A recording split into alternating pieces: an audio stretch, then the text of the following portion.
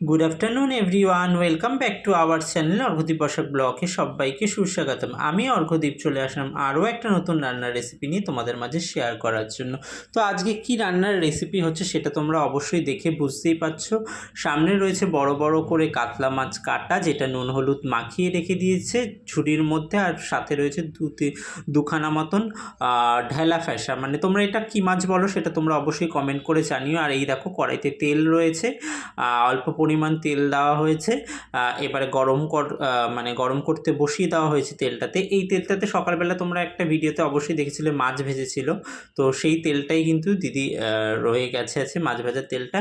এর মধ্যে আর কিছুটা পরিমাণ তেল অ্যাড করা হবে, কারণ যেহেতু মাছটা ভাজার জন্য। প্রথমে ওই তেলটার মধ্যেই দিদি আগে ফ্যাসা মাছগুলো, এই মাছ হচ্ছে ভাজা খাওয়ার জন্য ভাত দিয়ে, যেহেতু আজকে বেশি কিছু রান্না হবে না, শুধু মাছের ঝোলই রান্না হবে, তো তার জন্য দুপুরবেলা খাওয়ার জন্য কিন্তু মাছ দুটো ভেজে নেওয়া হচ্ছে। আর গরম গরম ভাতের সাথে খেতে খুব ভালো লাগবে। আর এক সাইডে দেখতেই পাচ্ছ হাঁড়িতে ভাত বসিয়ে দিয়েছে, চাল ধুয়ে জল দিয়ে দিয়েছিল প্রথমে, আর তারপরে চাল দিয়েছে। আর দেখতেই পেলে এই যে পরে তোমাদেরকে বলেছিলাম একটু তেলটা বেশি দেবে, যেহেতু আজকে হচ্ছে কাতলা মাছের কালিয়া রান্না করা হবে। কালিয়াতে একটু তেলটা বেশি থাকলে ভালো লাগে। আর কাতলা মাছের সাইজগুলো দেখেছো কত বড় বড় সাইজগুলো, তো মাছগুলো অনেকটা কম দামে পেয়েছিল কিন্তু মাছগুলো। এটা অনেক দিন আগেকারই মাছ রয়েছে, ফ্রিজে স্টোর করে রাখা হয়েছিল, তো পিসগুলো অনেকটাই বড় বড়। তো মাছগুলো দেখতেই পেলে দিদি কড়াইতে ভেজে নিয়েছে। আর ওই মাছ ভাজা তেলের মধ্যেই দিদি সম্বারাতে দিয়ে দিচ্ছে তেজপাতা, আর সাথে রয়েছে কালো জিরে ফোড়ন,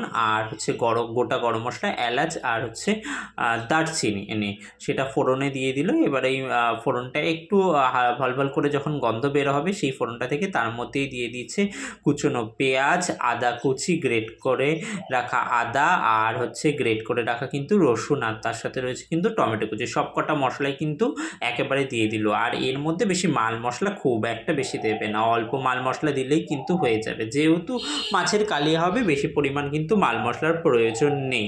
তোমরাও বেশি মাল মশলা দেবে না আবার পাকামো করে, কারণ বেশি মাল মশলা দিলে কিন্তু খেতে অত টেস্ট হবে না। যেহেতু তেলটা একটু বেশি পরিমাণ রয়েছে তার জন্য তোমাদেরকে বলে দিলাম। দেখতেই পেলে নুন, হলদির গুঁড়ো, একটু ঝালের গুঁড়ো, আর একটু জিরের গুঁড়ো দেবে। ওই সামান্যই মাল মশলা দেখতেই পেয়েছো, সবকটাই অল্প অল্প কিন্তু পরিমাণ দিয়ে দিচ্ছে।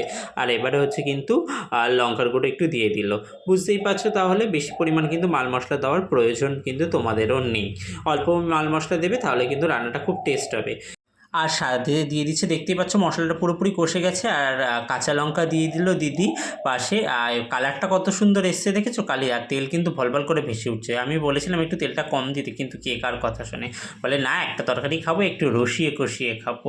তো ভালো, মাল মশলা কম দিয়েছে আর তেলটা একটু বেশি দিয়েছে, দুঃখের বিষয়। তোমরা একটু তেল কম করে দিও বাবা। আর এবারে ভলভল করে এক মগ জল ঢেলে দিলে, এবারে যেই ঝোলটা ফুটে উঠবে এবারে কী করবে, ওই ভলভল করে মাছগুলো দিয়ে দেবে, এই ভাজা মাছগুলো। বাবা কত বড় বড় মাছ, তোমরা এবারে দেখেই বলবে কত বড় লোক, এরা এত বড় বড় মাছ খায়।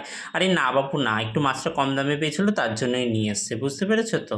তো তোমরা আবার কেউ কিন্তু এরকম কমেন্ট করো না, আর ভেবেও নিয়ে না। এবারে দেখতে পেরেছো ঝোলটা যেই ভলভল ভলভল করে ফুটে উঠেছে, এবারে মাছগুলো দিয়ে দিয়েছে। মাছের মাথাটা দিয়ে অন্য কিছু বানাতে পারতো, কিন্তু তা না, বললাম একটু মাছের মাথাটা রেখে দে বাবা, মুগ ডাল করিস, তাও করবে না। এত কুড়ে কোনো কাজই করতে চায় না, বলে না আমার শরীর ভালো না, আমি কিছু করতে পারবো না। ওই মাছের মাথা সব কিছুই একবারে ঝোলের মধ্যে ঢেলে দিয়েছে। নে বাবা তোরাই খাবি খা, আমি তো খাবো না, তোরা খাবি। আর তাহলে কি আমি দেখবো নাকি? বাবা তা হবে না, আমিও সব খাবো, সব কেটে একেবারে একদম বিড়ালের মতন সব চেটে পুটে সব খেয়ে নেবো। তো এবারে দেখতে পাচ্ছ এতটা মাছ হয়ে গেছে, আর কড়াইতে আর ধরছে না, মাথাগুলো সব বেরিয়ে চলে যাচ্ছে, যেন এখনও জ্যান্ত আছে। জ্যান্ত হলে কিন্তু পালিয়ে যেত। কড়াই উপচে যাবে বাবা, পড়ে যাবে পড়ে যাবে, কড়াইটাকে সোজা কর সোজা কর, নইলে সব পড়ে যাবে। দেখতে পাচ্ছ এর কাণ্ড কারখানা দেখো। আর কত সুন্দর কালার, এই দেখো ফুটে উঠেছে পুরোটা, কত সুন্দর কালারফুল হয়েছে দেখতে পাচ্ছ তোমরা। এর মধ্যে যদি একটু গরম মশলার গুঁড়ো দিত না, কি জানি দেবে কি না, মনে দেয়নি, দেবে না, এই দেখতেই পাচ্ছ।